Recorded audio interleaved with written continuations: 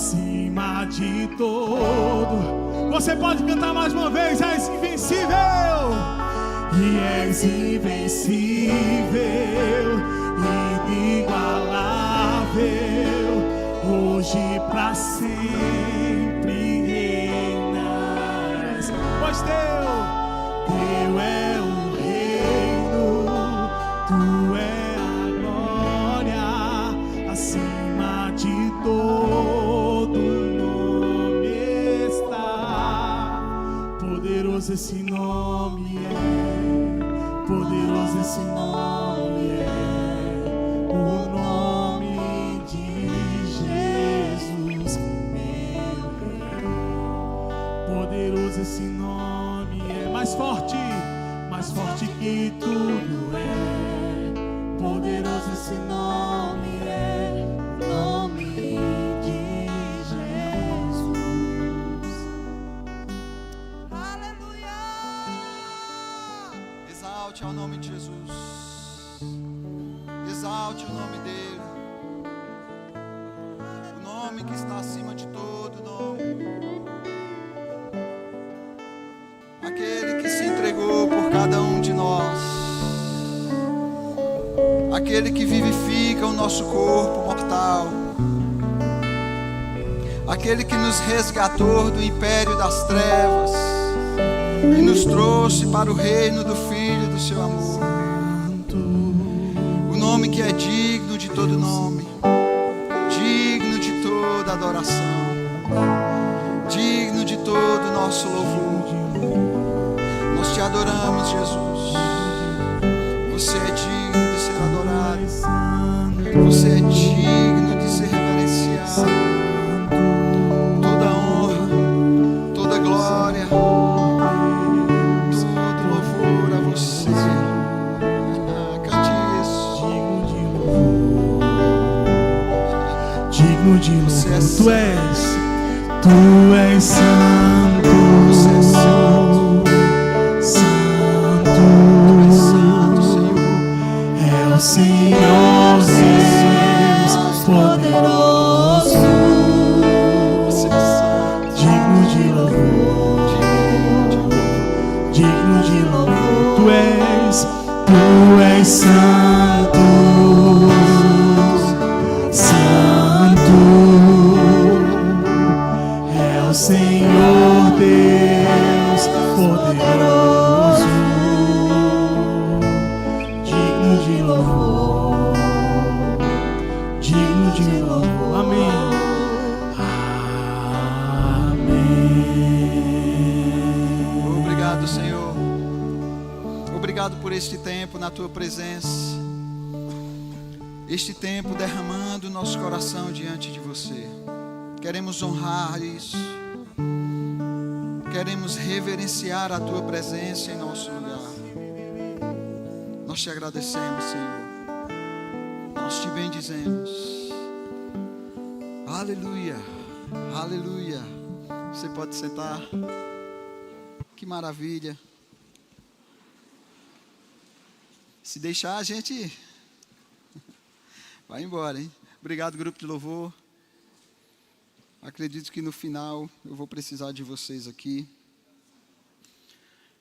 Então, boa noite, graça e paz. É uma honra estar aqui ministrando e compartilhando da palavra de Deus. Você está com expectativas essa noite? Hoje à noite eu queria falar sobre um tema, sobre um assunto ou um título. Tomando a nossa cruz. Já tem uns dias que o Senhor vem tratando comigo acerca disso. O que significa, o que é que a palavra nos diz acerca disso? Tomar a nossa cruz. Eu queria que você já abrisse o texto base, abrisse comigo, Marcos 8:34. Vamos nos aventurar agora na palavra. O que é que a palavra nos diz acerca de tomar a nossa cruz?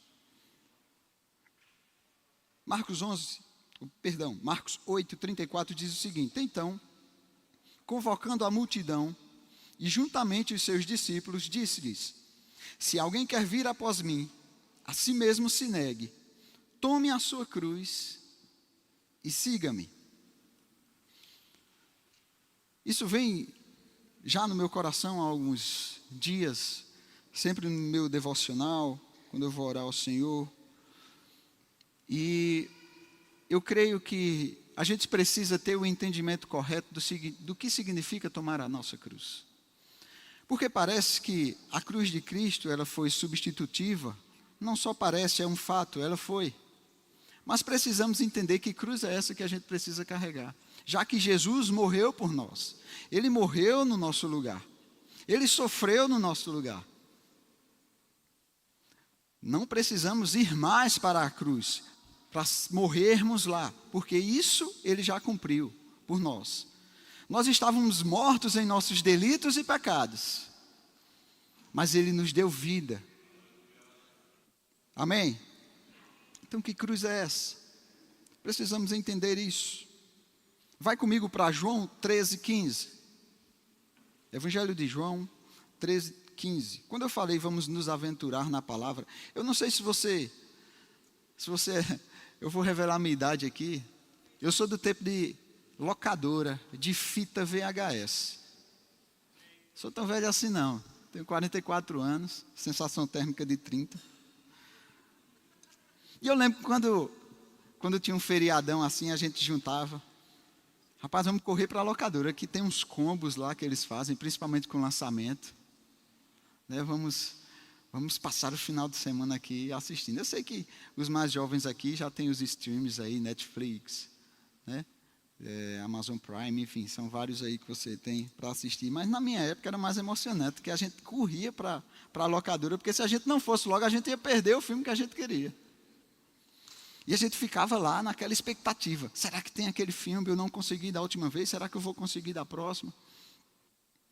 Deixa eu dizer uma coisa, a gente precisa ter o mesmo nível de expectativa com a palavra de Deus. Talvez pessoas aqui consigam maratonar séries no Netflix. Você precisa começar a maratonar livros da Bíblia. Para discutir, para perceber e entender o que é que a Bíblia nos fala. Parar de perder tempo com coisas que são lícitas, mas muitas vezes não convém. Porque se substituir a palavra, não convém. O que nos mantém em pé é o equilíbrio. Quando crianças, eu estava assistindo um documentário e ele mostrava que uma criança, ela luta para tentar ficar em pé. Isso é porque a Terra está em constante movimento de rotação, translação. Vamos voltar lá para a 5ª, 6ª, 7ª série, né? Existe um movimento da Terra, então a criança ela não está acostumada com isso. Por isso que ela fica naquela, tentando se segurar nas coisas. Mas uma vez que ela aprende, vai embora. Não, Gabriel? Cadê Gabriel? Marina já está aprendendo aí a andar, a correr. Aquilo nada mais é porque a gente se acostumando com o movimento. Então o que nos mantém de pé é o equilíbrio.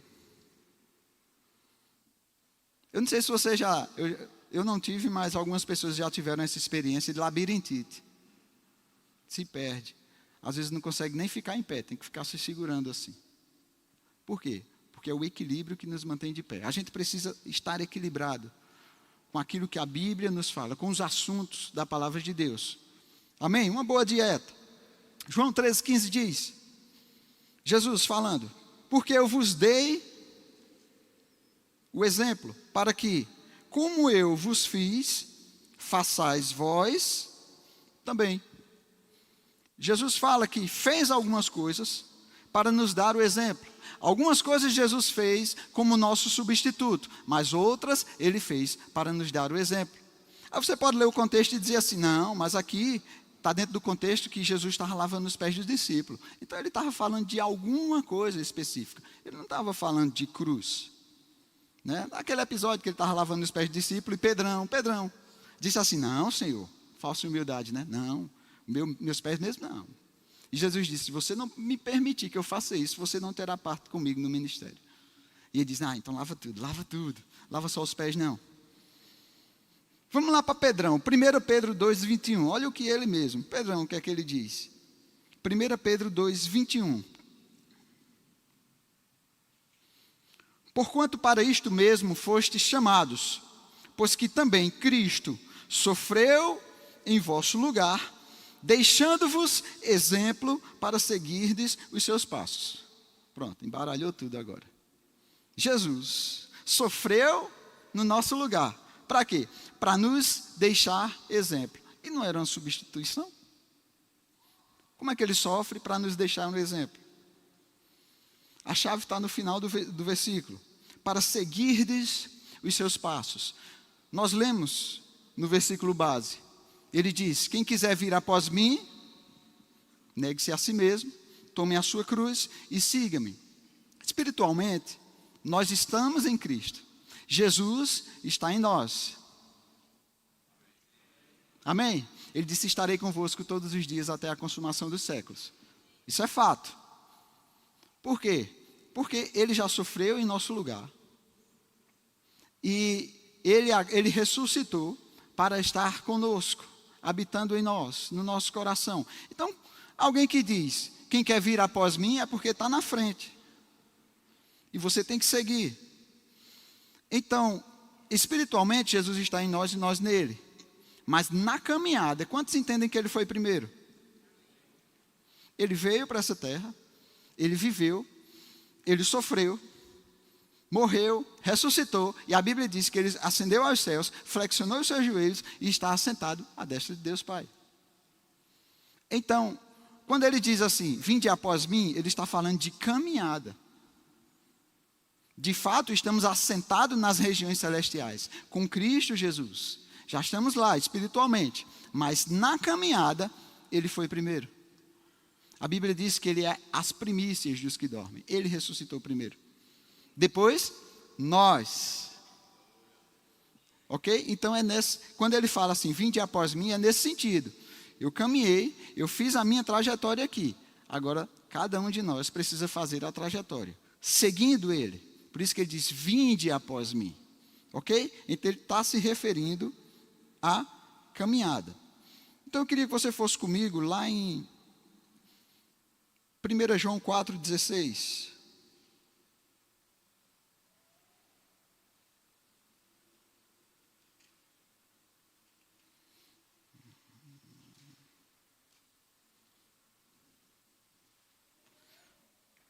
Só abrir aqui que o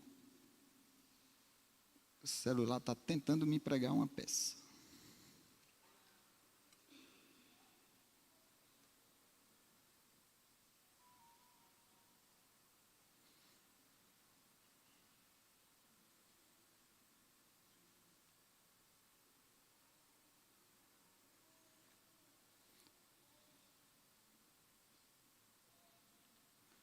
Só um instante. Ainda bem que eu tenho vários backups aqui, então, já que um não está me ajudando, tem outro aqui que vai me ajudar. Vamos chegar em um bom lugar, amém?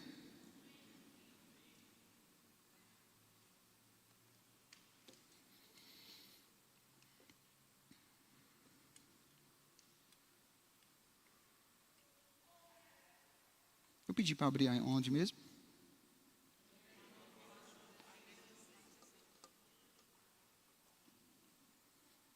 Então, perdão, gente, eu vou pular essa, tá bom? Vai lá para Apocalipse.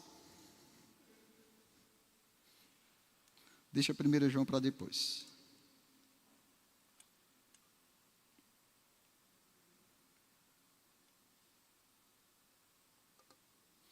Apocalipse 1.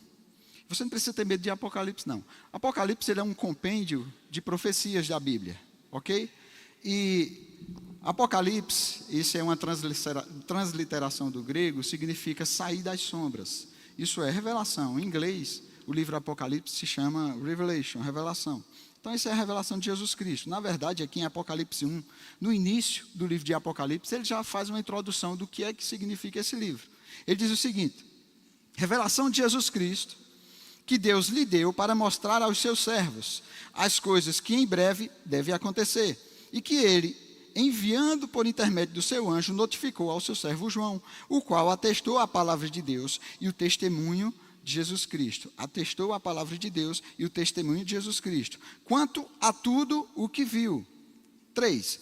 Bem-aventurados aqueles que leem e aqueles que ouvem as palavras da profecia e guardam as coisas nelas escritas, pois o tempo está próximo. Vai para o 11, dizendo, falando para João: o que vês, escreve em livro e manda às 7 igrejas. Quais são essas 7 igrejas? Éfeso, Esmirna, Pérgamo, Tiatira, Sardes, Filadélfia e Laodiceia. 17. A partir do 11, João relata que ele olha para trás, para quem está falando para ele, e ele começa a descrever o que é que ele enxerga em Jesus. A gente não vai ler tudo por causa do tempo, então vamos pular para o 17. Quando vi, caí a seus pés como morto. Diga comigo, como morto. Porém ele pôs sobre mim a mão direita, dizendo: não temas, eu sou o primeiro e o último, e aquele que vive. Estive morto, mas eis que estou vivo pelos séculos dos séculos, e tenho as chaves da morte e do inferno. Aí ele dá uma instrução: escreve, pois, as coisas que viste, as que são e as que hão de acontecer depois dessas coisas. Tá? Aqui é um resumo de Apocalipse. Ele diz para João: você vai escrever o que você viu, isso é, enxergue por meio dos olhos do profeta. Você vai escrever as coisas que estão acontecendo, que são, e as coisas que ainda vão acontecer. Para que a gente não ache que as cartas do Apocalipse estão destinadas apenas àquelas 7 igrejas lá da Ásia, que nós lemos o nome delas. Isso chama-se profecia de dupla referência na escatologia, isso é, profecias que dizem respeito ao tempo do profeta, mas também estão apontando para algo mais à frente, escatologicamente. Ok? Então, Apocalipse tem muito disso. Algo está relacionado ao que está acontecendo na época, tranquilo, mas alguma coisa que está apontando para frente. E revelar, é trazer luz sobre algo. Se você chega num quarto escuro, fica difícil caminhar, mas quando você acende a luz, fica mais fácil. Já fica mais difícil você tropeçar em alguma coisa com luz ali. Agora vamos imaginar que Deus está o tempo todo, desde o Gênesis até o Apocalipse, nos dando sinalizações. Eu não sei se você já teve o desprazer de viajar à noite numa estrada sem sinalização. Mesmo com luz, você está lá com seu farol baixo, seu farol alto, o que for. Se ela não tiver sinalização, é terrível. Eu já tive essa experiência. Você pode botar a luz que for, forte que for, mas ela não tem sinalização, ela não tem marcação viária, ela não tem as placas de advertência, placas de regulamentação, de indicação, não tem nada. É terrível. Eu já viajei assim, mato de um lado, mato do outro, sinalização zero. Aí você precisa reduzir a velocidade, porque senão você pode se colocar em perigo e colocar outra pessoa em perigo. Então você demora mais a chegar no seu destino. É terrível. Tem hora que você não sabe se está na esquerda, se está na direita, porque não tem marcação viária nenhuma. Então luz, ela é importante? Mas tão importante quanto a luz são as sinalizações. Porque as sinalizações vão nos mostrar se nós estamos posicionados da forma correta, se nós estamos na velocidade adequada, se à nossa frente a estrutura que tem lá é para a gente reduzir a velocidade ou se a gente pode pisar no acelerador. As sinalizações vão nos indicar isso tudo. E as sinalizações de Deus é para isso, para que a gente não esteja nem além e nem aquém, para que a gente não esteja mal posicionado, para que a gente não esteja... Tem uma colega minha, eu lembrei disso agora, ela vinha de uma pessoa de noite para cá, estava bem sinalizada, é porque ela se atrapalhou mesmo. E ela errou a saída de uma pessoa para Campina Grande, e ela pegou para Natal. Eu não sei se você conhece aquela saída de uma pessoa para Campina, mas se você não observar bem a sinalização, você pode pegar para Natal achando que está vindo para Campina. E ela andou 50 quilômetros para perceber que estava errada. 50 quilômetros, de noite, tarde já, quase meia-noite. Ela chegou muito distante, pelas sinalizações, ela percebeu, Natal a tantos quilômetros. Ela disse: oxe, Natal, eu estou indo para Natal. Enfim, ela perdeu tempo, custou mais caro, porque ela perdeu combustível. Olha o perigo de não observar as sinalizações. O risco, que a gente pode atrasar a nossa caminhada. Vai para Apocalipse 3, do 1 ao 6. Apocalipse 3, do 1 ao 6. Diz o seguinte: ao anjo da igreja de Sardes, essa é uma das 7 igrejas que João escreveu. Escreve: estas coisas diz aquele que tem os 7 Espíritos de Deus e as 7 estrelas. Conheço as tuas obras, que tens nome de que vives e estás morto. Sê vigilante, consolida o resto que estava para morrer, porque não tenho achado íntegras as tuas obras na presença do meu Deus. Olha que palavras duras para essa igreja. Lembra-te, pois, do que tens recebido e ouvido, guarda-o e arrepende-te. Porque se não vigiares, virei como um ladrão, e não conhecerás de modo algum em que hora virei contra ti. 4. Tens, contudo, em Sardes umas poucas pessoas que não contaminaram as suas vestiduras, e andarão de branco junto comigo, pois são dignas. 5. O vencedor será assim, vestido de vestiduras brancas, e de modo nenhum apagarei o seu nome do livro da vida. Pelo contrário, confessarei o seu nome diante do meu Pai e diante dos anjos. Quem tem ouvidos, ouça o que o Espírito diz às igrejas. É muito dura essa palavra que ele traz para essa igreja. Assim, os estudiosos falam que cada uma dessas igrejas tem elementos e características que dizem respeito a alguma era da igreja, da história da igreja. Cada uma delas, de forma sequencial, diz respeito a algum século, alguns séculos da igreja. Tem características bem semelhantes mesmo, de cada uma delas. E é interessante que ele diz assim: se você não guardar o que você tem recebido e ouvido, guardar o que tem recebido e ouvido. E é interessante que ele diz assim: aquele remanescente, aquele que permaneceu fiel, aquele que levantou o que estava para morrer. Diz assim: esses são dignos de estar comigo, de vestiduras brancas. E de modo nenhum apagarei o seu nome do livro da vida. É interessante isso, porque tem uma frase que dizem por aí, e são séculos de discussões doutrinárias, não vou entrar nessa onda aí, porque não tem tempo. Uma frase conhecida nossa que diz assim: uma vez salvo, salvo para sempre. Uma vez salvo, jamais perdido. Eu fico imaginando, primeiro, nós lemos que ao que vencer, nós encontramos em vários livros do Apocalipse dizendo assim: ao vencedor, ou ao que vencer. Vencer o quê? Se Jesus já venceu por nós, o que é que a gente precisa vencer? Será que para que Jesus teria dado uma promessa de que não apagaria o nosso nome do livro da vida, se não fosse possível apagar? Afinal de contas, ele é Deus. Porque ele daria a promessa que confessaria, se a gente confessasse o nome dele aqui, ele confessaria nos céus, se não fosse possível isso. Vamos pensar algo. Digamos que você vai tirar férias e você está num transatlântico. Quantos recebem pela fé isso? Olha aí, eu melhorei. E você está lá no transatlântico e ele está em alto mar. Se alguém tropeça dentro desse transatlântico, dependendo do nível de tropeço dele e aonde ele se bateu ou algo do tipo, ele vai se ferir. Possivelmente ele vai deixar ele mais lento ou algo do tipo, né? Possa ser que aquilo traga algum tipo de dano a ele, mas ele ainda está dentro do navio. Mas se essa pessoa tropeçar e cair fora do navio, já ouviu a expressão homem ao mar? Essa pessoa que caiu fora do navio precisa o quê? Ser salva. Ela não vai conseguir lutar no mar sozinho, não, se ela cair para fora do navio. Se ela cair dentro, tranquilo, mas se ela cair para fora, já era. Então qual é o limite do desvio de Deus? A Bíblia não fala, mas a Bíblia fala que é possível sim perder o que nós temos, se a gente não tiver cuidado. Hebreus 10, 23, diz assim: guardemos firme a confissão da esperança, sem vacilar, pois quem fez a promessa é fiel. Olha a instrução: guardemos firmes, sem vacilar. Sem vacilar. A confissão da esperança. Lembra que ele diz: se você guardar a sua confissão aqui, eu confesso diante do meu Pai. Se você guardar a sua confissão aqui. Mateus 10, 32, 33, diz o seguinte: portanto, todo aquele que me confessar diante dos homens, também eu confessarei diante do meu Pai que está nos céus. Mas aquele que me negar diante dos homens, também eu negarei diante do Pai que está nos céus. Então veja, é algo condicional. Se você me confessar diante dos homens, eu vou confessar você diante do meu Pai.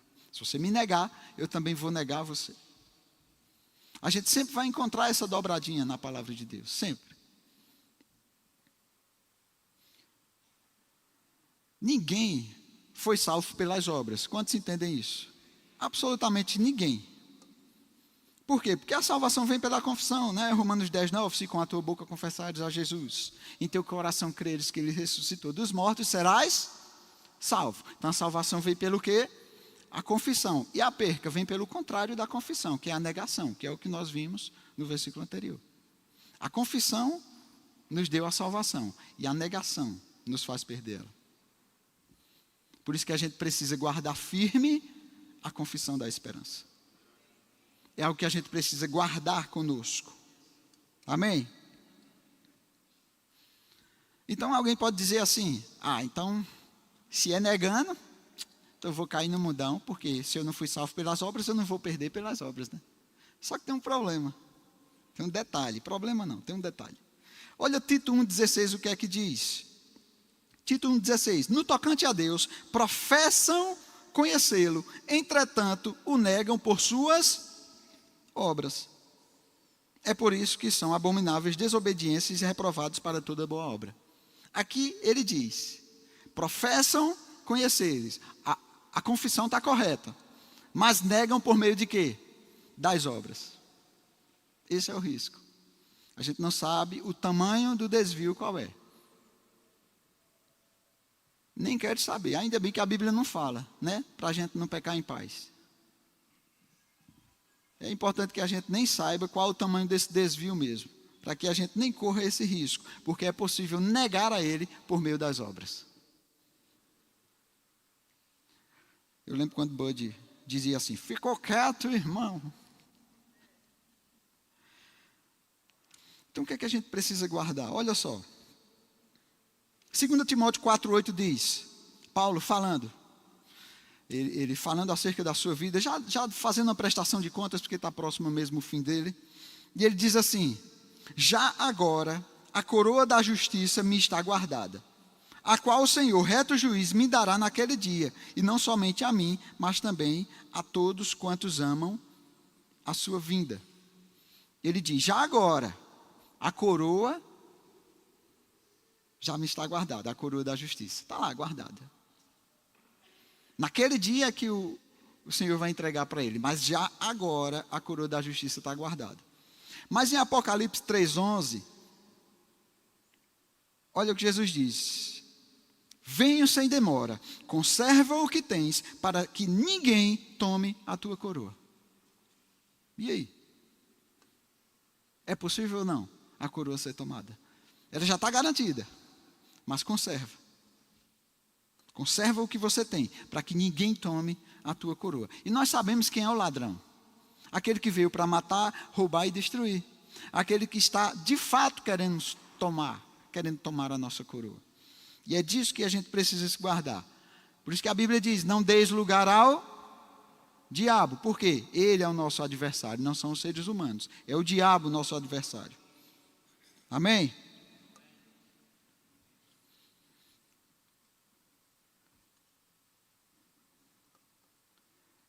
Vamos entender algo aqui. Lá em Efésios 2, 4, 10, vai mostrar um pouco acerca dessa obra substitutiva de Cristo com relação a nós. Efésios 2, 4 ao 10 diz, mas Deus, sendo rico em misericórdia, por causa do grande amor com que nos amou, e estando nós mortos em vossos delitos, nos deu vida juntamente com Cristo. Diga, nos deu vida. Pela graça sois salvos, e juntamente com ele nos ressuscitou e nos fez assentar nos lugares celestiais em Cristo Jesus, para mostrar nos séculos vindouros a suprema riqueza da sua graça, em bondade para conosco em Cristo Jesus. Porque pela graça sois salvos mediante a fé, isso não vem de vós, é dom de Deus, não por obras para que ninguém se glorie, pois somos feitura dele, criados em Cristo Jesus para as boas obras, as quais Deus de antemão preparou para que andássemos nela. Então aqui está mostrando que a salvação não é por obras, mas ele nos mostra algo. Nós fomos salvos pelas obras de Cristo para as boas obras. Então nós encontramos duas obras aqui. A obra de Cristo na cruz do Calvário, que ele entregou de graça, porque disse que é uma dádiva, é um presente, é um dom. A salvação é um dom. Jesus morreu por nós. A obra dele na cruz nos garantiu a salvação. Mas ele diz que tem uma obra que o Pai preparou de antemão para que os salvos andassem nelas. Então nós encontramos aqui duas obras. Uma obra da cruz, cumprida em Cristo Jesus, mas outra obra preparada por Deus de antemão, para que cada um de nós possamos andar nelas. Agora eu te pergunto, nós vamos obedecer ou não aquele que preparou obras para que a gente pudesse andar nelas? Seremos desobedientes ou não? Uma obra consumada na cruz em Cristo, mas outra obra consumada na caminhada. Afinal de contas, lá em Mateus 11, quando Jesus diz assim: vinde a mim, todos vós que estáis cansados e sobrecarregados, e eu vos aliviarei, o versículo não para aí. Ele diz: tomai sobre vós o meu jugo. Ele propôs uma troca. Ele disse assim: você está carregando o jugo do pecado que você não consegue. Faz o seguinte, eu vou aliviar você. Mas tem um detalhe: tome sobre você o meu. Ele propôs uma troca. Ele disse assim: eu me proponho a morrer a sua morte, para que você se disponha a viver a minha vida. E aí a gente já começa a entender, de fato, o que é isso. Por que duas cruzes? Porque uma cruz que Jesus morreu e porque uma cruz que precisamos carregar.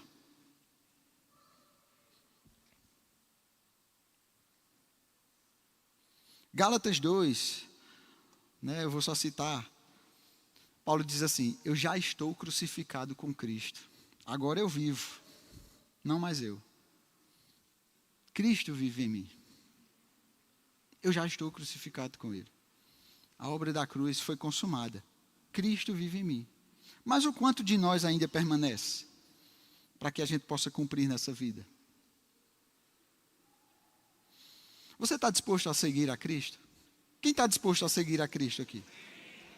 Eu creio que sim, eu espero que sim. Já que você já fez, ou pelo menos a grande maioria, possivelmente já fez aqui, essa decisão por Ele. Vamos dar prosseguimento lá em Mateus 8, nós lemos o texto base, Mateus 8, 34. Vamos a partir do 35, queria que você voltasse para Mateus. Quando ele tinha dito, quem quer vir após mim, negue-se a si mesmo, tome a sua cruz e siga-me. Então, Mateus 8, 35 em diante diz assim: quem quiser, pois, salvar a sua vida, perdê-la-á.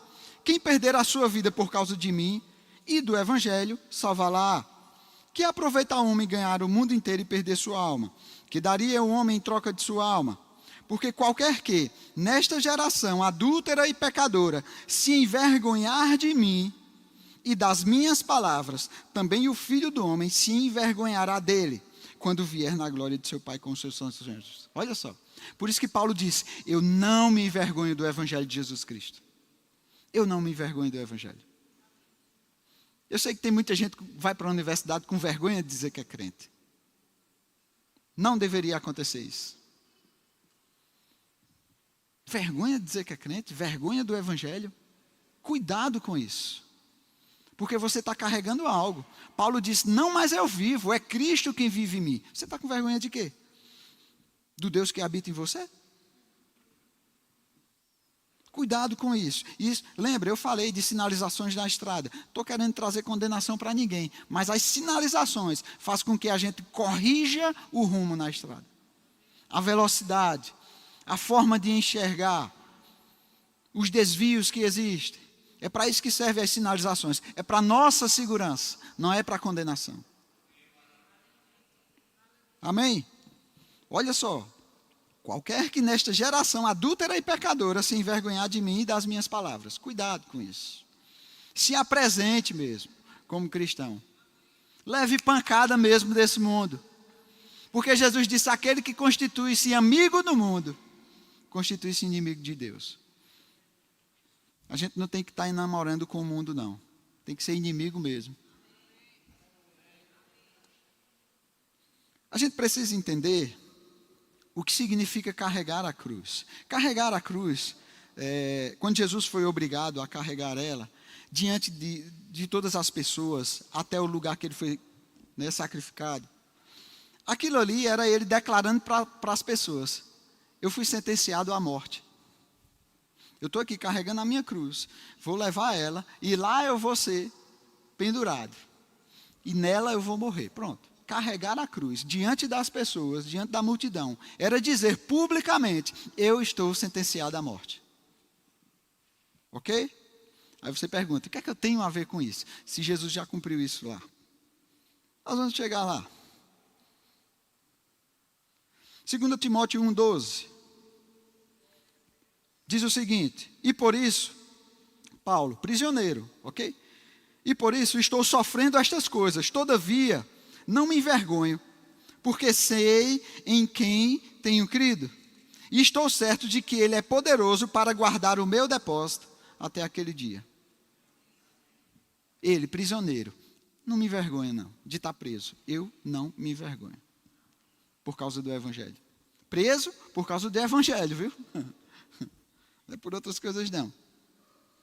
E ele diz: eu sei em quem eu tenho crido. Não é no que eu tenho crido, é em quem. É uma pessoa. Quem está relacionado a uma pessoa. A nossa fé se firma em alguém, não são nas coisas não. Afinal de contas, a Bíblia diz que as bênçãos nos seguirão e nos alcançarão. A gente não precisa correr atrás de bênção não, elas já estão vindo atrás de nós. Foi uma promessa do Pai. Aí fica o crente correndo atrás da bênção, a bênção correndo atrás do crente. O crente correndo atrás da bênção. Já viu cachorro correndo atrás do rabo? Eu tenho uma cadelinha lá em casa, de vez em outra ela fica fazendo isso no meio da sala. Até cansar. Correndo atrás do rabo. Às vezes consegue pegar, às vezes não. Pronto. É o crente correndo atrás das bênçãos. Enquanto as bênçãos estão correndo atrás do crente. A nossa fé não são nas coisas. A nossa fé é em alguém. Por isso que Paulo disse: eu sei em quem eu tenho crido. Nossa fé é nele. Amém? Olha que interessante. Vai lá para Lucas 23 e 26. Então, se carregar a cruz é declarar publicamente: eu fui sentenciado à morte. Então a gente poderia fazer essa pergunta, né? Para que eu preciso carregar a cruz, se Jesus já fez isso por mim? Aqui é interessante, eu vou ler na NVT, que ela, para mim, ela traz uma luz melhor sobre isso. Diz assim: enquanto levavam Jesus estava lá, né, carregando a cruz dele. Enquanto levavam Jesus, um homem chamado Simão de Cirene vinha do campo. Estava trabalhando, estava voltando possivelmente. Os soldados o agarraram, puseram a cruz sobre ele e obrigaram a carregá-la atrás de Jesus. Interessante isso. Eu estava voltando do trabalho, bem tranquilo, estava Jesus carregando a cruz lá, possivelmente parando, porque não estava aguentando o peso. Aí os soldados pegaram ele assim: vem cá. Pegaram pela mão: bora, carrega um pouquinho aí. Talvez ele tivesse dito assim: por que eu preciso carregar essa cruz? A cruz é dele. A sentença foi para ele, quem vai morrer é ele. E eu acho muito emblemático isso, que é como se Jesus estivesse dizendo assim para ele: cara, a minha obra é morrer por você, mas será que você não é capaz de carregar um pouco a minha cruz?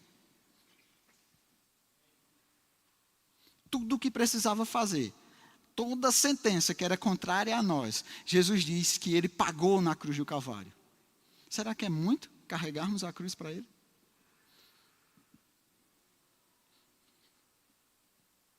Esse homem, gente, não foi obrigado a morrer na cruz, não. Ele só foi obrigado a carregar. A obra da morte foi Jesus quem cumpriu. Ok? Então ele não morreu nessa cruz, mas ele foi obrigado a carregar. E eu quero que você entenda essa figura aí. O que é que a gente, então, precisa fazer morrer? Já que a gente precisa carregar essa cruz. Já que estamos dizendo, né, diante das pessoas, existe uma sentença de morte aqui. Que morte é essa? Colossenses 3, do 5 ao 10. Diz o seguinte: fazei, pois, morrer a vossa natureza terrena: a prostituição, impureza, paixão lascívia, desejo maligno e avareza, que é idolatria. Por estas coisas é que vem a ira de Deus sobre os filhos da desobediência. Ora, nessas mesmas coisas andastes vós também no outro tempo, quando vivias nelas. Agora, porém, despojai-vos igualmente de tudo isso: ira, indignação, maldade, maledicência, linguagem obscena do falar. Não mintais uns aos outros, uma vez que vos despistes do velho homem com seus feitos, e vos revestistes do novo homem, que se refaz para o pleno conhecimento, segundo a imagem daquele que o criou. nós precisamos nos despir do velho homem, fazer morrer a nossa natureza terrena. E aí ele dá uma lista do que é essa natureza terrena. É isso que a gente precisa fazer morrer. Desses feitos do corpo. Desse corpo corruptível. Que se refaz no pleno conhecimento. Jesus disse, vós sois lavados pelas palavras que eu vos tenho dito. Isso se refaz pelo pleno conhecimento. Cada vez que a gente conhece, a gente se limpa. Cada vez que a gente se conhece, que a gente conhece a Deus, que a gente conhece a palavra de Deus, a gente vai se despindo dessas coisas, pelo pleno conhecimento. Pelo pleno conhecimento. Por isso que é a vontade de Deus que o homem seja salvo e chegue ao pleno conhecimento. Porque não é possível se despir do velho homem sem o conhecimento pleno das Escrituras. É uma caminhada. Não é aceitei Jesus, acabou. Não, tem uma caminhada até o pleno conhecimento. E à medida que alcançamos esse pleno conhecimento, nós vamos nos despindo do velho homem. E ele diz, segundo a imagem daquele que nos criou. Quando Deus nos criou lá no Éden, Ele nos criou com todas essas coisas que nós lemos aqui, a mentira, a inveja, a ira, a maledicência. Ele nos criou com tudo isso, gente? Não. É por isso que a gente precisa tirar. Porque Ele nos criou à imagem dEle. Esse vidro aqui, ele reflete bem a imagem do que está por trás. Mas se a gente começar a colocar coisas nele, você já não vai enxergar mais nada. E aí seria necessário a gente começar a tirar. Tudo bem, esse vidro não tem tanto brilho assim. Vamos pensar no espelho. Eu não sei se, quando você toma banho quente, lá no seu banheiro em casa, e você vai olhar no espelho, ele está todo embaçado. O espelho foi feito para refletir a sua imagem. Mas dependendo do nível de embaçamento, você não enxerga nada. Por isso que a gente precisa se despir, porque nós fomos feitos à imagem de Deus. E Ele não nos criou com essas porcarias. Isso é por causa do pecado. Então, cada coisa que está impregnada em nós, está ofuscando a imagem de Deus. Por isso que a gente precisa se despir. Não é para a gente aparecer, é para Deus aparecer. Amém? Afinal de contas, nós existimos para revelá-lo. Lá em Salmos 19:1, né, os céus declaram a glória de Deus, o firmamento as obras de suas mãos, um dia discursa outro dia, a noite anuncia outra noite, enfim. Ali está falando da criação, de tudo que Deus criou, em silêncio. A voz ecoa, isso é, Deus se revela na sua criação. Seja a criação de todas as coisas, seja a nossa criação. Se a gente vê, aqui tem o Museu dos Três Pandeiros, né? Oscar Niemeyer, quantos sabem, aquele arquiteto bem famoso. Tem várias obras dele pelo Brasil. Né? A Praça da Apoteose, lá no Rio de Janeiro. Enfim, tem várias obras dele aí, espalhadas pelo Brasil. E quando você vai em cada uma dessas obras arquitetônicas, você percebe que tem uma característica que diz respeito a ele. Rapaz, isso é parecido com aquilo lá, que é parecido com aquilo, que é parecido com aquilo. Sempre. Por quê? Porque a obra dele revela a sua genialidade. Se ele nunca tivesse desenhado uma obra daquela para ser feita, a gente nunca conheceria a genialidade dele. Isso é, só é possível conhecer o autor por meio de suas obras. Pablo Picasso. Se ele nunca tivesse pintado um quadro, ele seria o mesmo gênio que ele é, mas ninguém teria conhecido ele. Por quê? Porque se revela por meio das obras. Agora, se eu te perguntar, se você quisesse conhecer Oscar Niemeyer, mesmo você vendo várias obras dele, o que revela melhor ele? É uma obra arquitetônica ou uma foto dele? Você quer conhecer Oscar Niemeyer, você olha para uma obra e você olha para uma foto, o que revela melhor ele? A foto. É por isso que nós somos a imagem. Nós somos a semelhança. Nós fomos a fotografia de Deus. A Bíblia, falando acerca de Cristo, diz que Ele é a expressão exata do Pai. Então, nós fomos criados para revelar o Criador. Nós somos a fotografia de Deus. Por isso que a gente não pode deixar nada impregnado nela. Por quê? Porque vai ofuscar e esconder o brilho da glória de Deus. Por isso que a gente precisa se despir disso. Amém? E a gente precisa a gente precisa estar disposto a morrer para essas coisas, como nós vimos. Fazei, pois, morrer a nossa natureza terrena. Precisamos estar dispostos a morrer, a carregar a nossa cruz. Isso é, Paulo falando acerca disso, ele diz assim que a nossa salvação há de se completar quando esse corpo aqui, que é corruptível, se transformar em incorruptibilidade. É por isso que ele diz, tesouro em vasos de barro. O que tem dentro de nós é precioso. Por quê? Porque ele foi recriado em Cristo Jesus. Mas o que tem fora não. Essa carne aqui, né, as obras da carne, a gente precisa se despir delas. Um dia, no arrebatamento, nosso corpo será transformado. Ainda não foi. Nossa mente está sendo renovada. Nossa mente está sendo salva. Nosso corpo será salvo no arrebatamento. Quantos entenderam o processo? Nosso espírito já foi salvo. Por isso que Paulo fala, tesouro em vasos de barro. Paulo chega a chamar corpo de humilhação. Olha só. Por quê? Porque a gente carrega algo tão precioso nesse corpo de humilhação. Aí vamos nos livrar dele um dia. Amém? E aí, quando Paulo fala acerca disso, a gente tem que entender o princípio da semente. Vai comigo lá para João 12. Porque a gente poderia dizer assim, como é morrer para viver? Eu preciso morrer para que eu tenha vida? Como é isso? João 12, 24 ao 26 diz, em verdade vos digo, se o grão de trigo caindo na terra, ele não morrer, fica ele só. Mas se morrer, produz muito fruto. Quem ama a sua vida, perde-a. Mas aquele que odeia a sua vida neste mundo, preservá-la-á para a vida eterna. Se alguém me serve, siga-me. E onde eu estou, ali estará também o meu servo. E se alguém me servir, o Pai o honrará. Aqui é o princípio da semente, né? A semente é lançada na terra. Se ela não morrer, o que adianta? Lembre-se, Jesus falando acerca da palavra, ele diz, o semeador saiu a semear. Lembre-se que sementes foram lançadas, mas nem todas cresceram, nem todas germinaram. Então o poder não está na semente, o poder está na terra. Se a semente cair numa terra ruim, já era para ela. Ela não morre, então ela não vai germinar. Paulo falando acerca de ressurreição. 1 Coríntios 15, do 35 ao 37, ele diz assim, mas alguém dirá, como ressuscitam os mortos? Em que corpo vem? 36, insensato. O que semeias não nasce, se primeiro não morrer. E quando semeias, não semeias o corpo que há de ser, mas o simples grão, como de trigo ou de qualquer semente.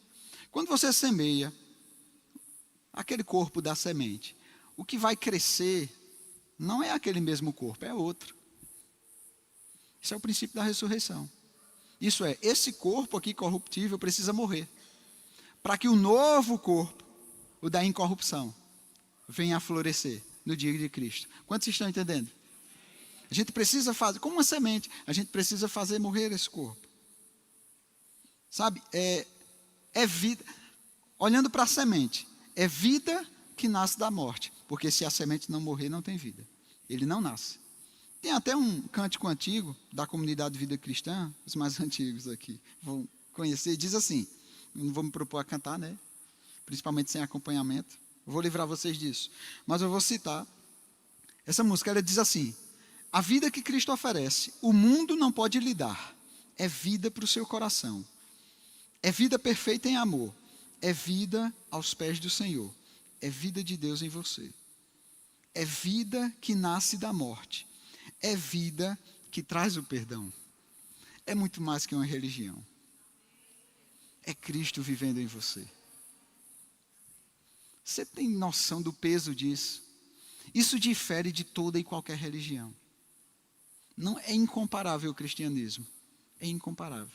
Vida que nasce da morte. Eu quero concluir com isso aqui. Vai para...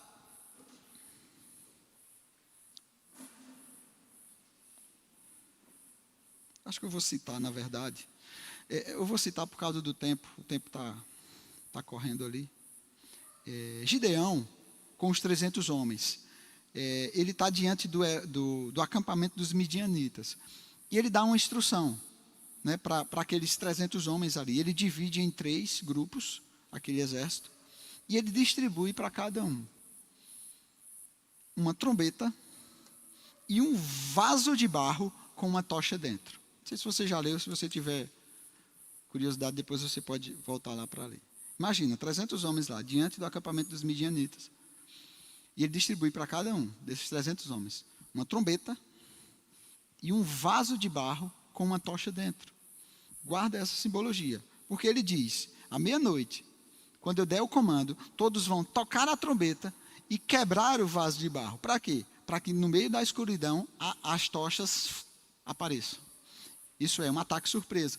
E quando eles fazem isso, o exército do inimigo começa a correr confuso e bate em retirada. Uma trombeta e um vaso de barro com uma tocha dentro. Ok? Guarda essa simbologia aí. Aí Paulo faz um paralelo lá em 2 Coríntios 4, do 7 a 11. Ele diz o seguinte, 2 Coríntios 4, do 7 a 11. Temos, porém, este tesouro em vasos de barro, para que a excelência do poder seja de Deus e não de nós. Em tudo somos atribulados, porém não angustiados, perplexos, porém não desanimados, perseguidos, porém não desamparados, abatidos, porém não destruídos, levando sempre no corpo o morrer de Jesus, para que também a sua vida se manifeste em nosso corpo. Porque nós que vivemos, somos sempre entregues à morte por causa de Jesus, para que também a vida de Jesus se manifeste em nossa carne mortal. Aqui ele fala dessa simbologia, tesouro em vasos de barro.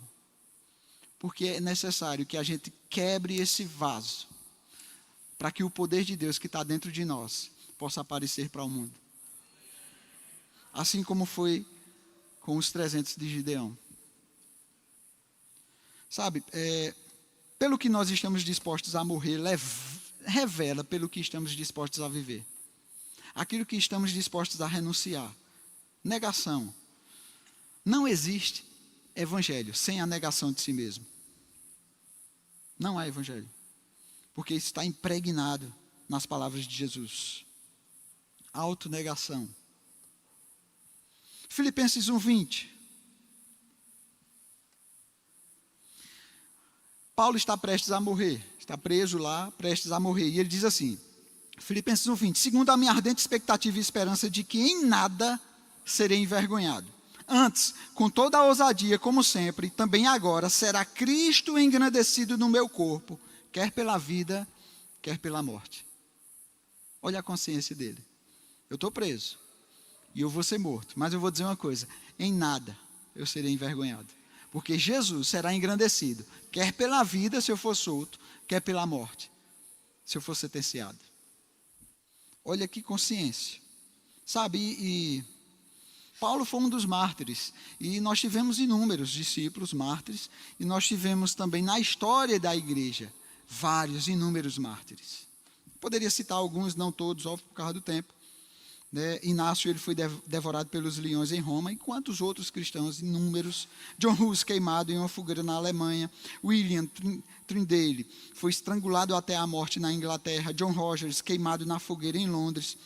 Os huguenotes franceses foram massacrados no dia do massacre de São Bartolomeu. Enfim, são inúmeros homens que não abriram mão do seu testemunho por causa do evangelho.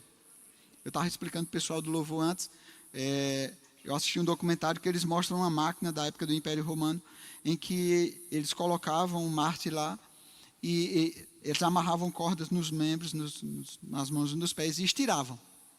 Iam esticando, e dizendo assim, negue,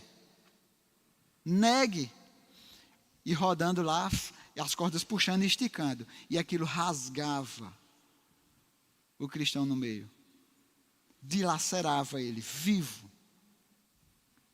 Mas ele não abria mão do testemunho. Apocalipse 12:11, eu quero encerrar com isso. Apocalipse 12:11 diz, eles, pois, o venceram, por causa do sangue do Cordeiro, a obra de Jesus na cruz, e da palavra do seu testemunho que deram. E mesmo em face da morte, eles não amaram a própria vida. Mesmo em face da morte, eles não amaram a própria vida. Falando desses homens que morreram. Tem uma frase de Tertuliano que ele diz o seguinte: o sangue dos mártires é a semente da igreja. E aí eu quero deixar essa pergunta, queria já chamar o louvor. Quero deixar essa pergunta para você. Será que é muito morrermos para nós mesmos, enquanto muitos deram a sua vida pelo Evangelho? Será que era muito para aquele Simão lá carregar um pouco da cruz de Cristo, enquanto Cristo de fato foi quem morreu na cruz? Será que é muito para cada um de nós nos despirmos desse velho homem, fazendo morrer a nossa natureza, enquanto muitos morreram em favor do Evangelho?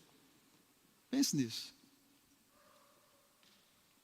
Jesus disse assim: aqueles que permaneceram fiéis, aquela igreja em meio àquele mundo corrompido, eles são dignos de estarem ao meu lado com as vestes brancas. São dignos. Cuidado com músicas que dizem que só Jesus é digno. Olha o contexto. Porque Jesus disse: esses que permaneceram fiéis, eles são dignos. Cuidado com músicas que só diz que só Jesus é santo. Sede santo, porque eu sou santo. Entenda o contexto. A autonegação não é a gente agora começar a desmerecer aquilo que a palavra fala ao nosso respeito. Não é isso, ok? A autonegação de nós mesmos é para que a gente faça morrer essa natureza carnal que ainda está em nós. E eu vou pedir para os meninos cantarem uma música, eu queria que você ficasse de pé, nós estamos encerrando. Paulo disse: já estou crucificado com Cristo. E de fato essa noite é uma noite de alerta para cada um de nós. É uma noite onde a gente possa se examinar. Sabe, o nosso cristianismo, o nosso evangelho, a nossa vida, a nossa caminhada aqui, tem refletido a glória daquele que nos criou? Será que a gente tem tirado de nós tudo aquilo que tem ofuscado o brilho da glória de Deus? Ainda que a gente sofra pelo Evangelho, será que a gente tem servido de vergonha para o mundo? Ou a gente tem se escondido? Eu queria que você refletisse isso, porque Paulo disse: não mais eu vivo, porque eu já estou crucificado com Cristo. Cristo vive em mim. E a vida que eu vivo agora na carne, eu vivo pela fé do Filho de Deus, que a si mesmo se entregou por mim. Eu queria que você cantasse isso, uma música, acredito, conhecida de todos. E você refletisse sobre isso. Faz a tua oração e a tua consagração diante de Deus. Já estou crucificado com Cristo, agora vivo não mais eu sou. Já estou crucificado com Cristo, agora vivo não mais eu. Você poderia cantar isso com convicção? Já estou crucificado com Cristo, agora vivo não mais eu. Já estou crucificado com Cristo, agora vivo não mais eu. Cristo vive em mim, aleluia. Cristo vive em mim, aleluia.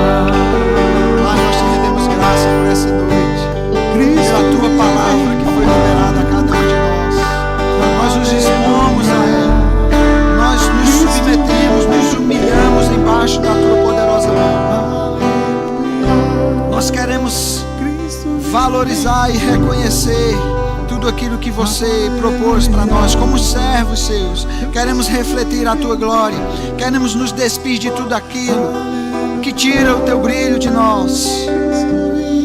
Nós não queremos nos envergonhar do Evangelho de Jesus Cristo, que é poder de Deus para todo aquele que crê. Poder de Deus para todo aquele que crê. Eu não me envergonho, você pode dizer isso, eu não me envergonho do Evangelho de Jesus Cristo. Oh Senhor, queremos carregar a nossa cruz até o fim, até trocá-la por uma coroa, a coroa que nos está proposta por você, está reservada nos céus. Não queremos ser negligentes, Pai, mas queremos ter a consciência de quem nós representamos aqui neste mundo. Representamos a você, carregamos o teu brilho, carregamos a tua palavra, carregamos o teu nome, carregamos a tua glória, e queremos manifestar isso ao mundo sem vergonha do teu Evangelho. Em nome de Jesus, nos dá ousadia, Pai, a cada dia nos dá ousadia para falarmos em teu nome, para proclamarmos as tuas verdades. Ousadia,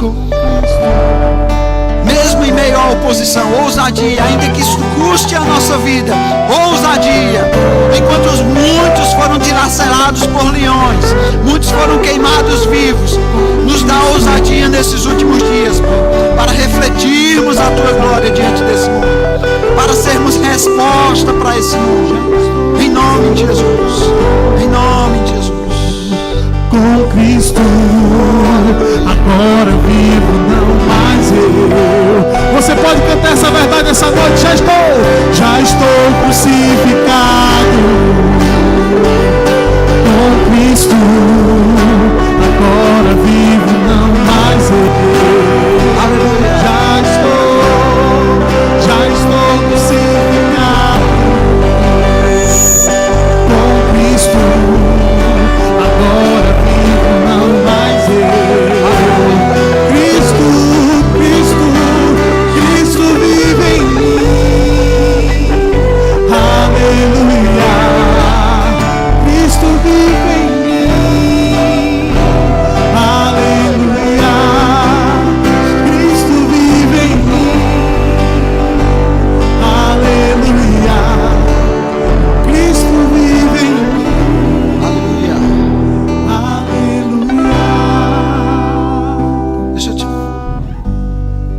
te perguntar algo. Se você está aqui, você não entende, ou se você entendeu a mensagem, mas você nunca fez essa decisão de estar crucificado com Cristo, e não mais você viver, mas agora é Cristo viver em você, Cristo habitando em você. Ele diz: aquele que me confessar diante dos homens, eu o confessarei diante do Pai. É necessário fazer essa confissão. Se você nunca fez essa confissão por Jesus, queríamos te dar essa oportunidade essa noite, para por meio da sua confissão, Ele possa também confessar você diante do Pai, e você possa viver toda a eternidade na presença de Deus, e não condenado com o mundo. Quantos querem isso? Quantos aqui nunca fizeram a sua opção por Cristo Jesus e gostariam de fazer essa noite? Gostaria de dizer: Senhor, eu entendi a mensagem da cruz, eu entendi a tua obra, e eu quero viver isso, eu quero praticar o que você escreveu para mim desde a antiguidade, para que eu possa andar nelas. Alguém aqui?